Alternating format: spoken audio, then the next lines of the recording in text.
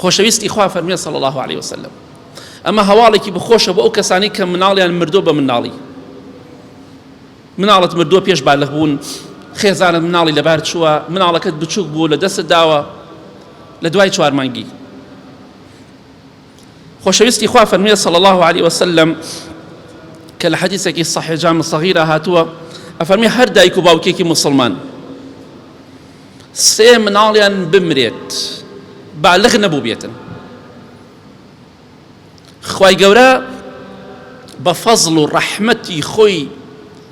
ئەو دایک و باوکە دەخاتە بەهەشتەوە 3 مناڵیان لە پێش خۆیانەوە ناردووە واتە مناڵەکانیان لە خوار 12 و 13 و 14وەیە ئیتر لە 4 مانگی و هەتا بالغ بوون ئەو مەسافەیە بەڵێ خوای گەورە بە فەزڵ و ڕەحمەتی خۆی دەیان خاتە بەهەشتەوە خوای گەورە دەفەرمێ بە مناڵەکان دەڵێ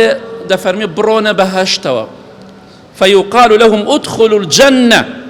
فيقولون حتى يدخل أبوانا الجنة پێیان دەوترێ مناڵەکان بڕۆنە بەهەشتەوە ئەگەر مناڵەکە 4-5 مانگیش بێ دڵنیا بە دەبێتە مرۆڤێکی کامل لە بەهەشتە هەر بە مناڵی نامێنێتەوە عمری ساڵێکە لەگەڵ من و تۆ داتەمەنی یەکە گەورە دەبێت پێیان دەوترێ بڕۆنە بەهەشتەوە ئەوانیش دەڵێن ناڕۆینە بەهەشتەوە هەتای دایک و باوکشمان لەگەڵمان نەیەتە بەهەشتەوە خوای گەورە دەفەرمێ ادخلوا الجنة أنتم وأبواكم کەواتە مناڵ شەفاعەت بە دایک و باوکی خۆی دەکا خوای گەورە دەفەرمێ خۆتان و دایک و باوکیشتان بڕۆنە بەهەشتەوە بۆیە بەخوا ئەو مناڵەی کە لە پێش خۆت و نەقلت کردووە 4 مانگە 6 ساڵێکە 2 ساڵە 5 ساڵە 10 ساڵە بەخوا ڕۆژێک دێت دەرگای بەهەشتت بۆ دەکات و دەڵێ باوی گیان دایگیان فەرمووەرە بەهەشتەوە دڵنیا بە ئەو مناڵە بچووکەش کە نەقلت کردووە لە پێش تۆ ڕۆژتەوە بۆ قیامەت ڕۆژێک دێت بە ئیزنی خوا بەهۆی ئەوە دەتخاتە بەهەشتەوە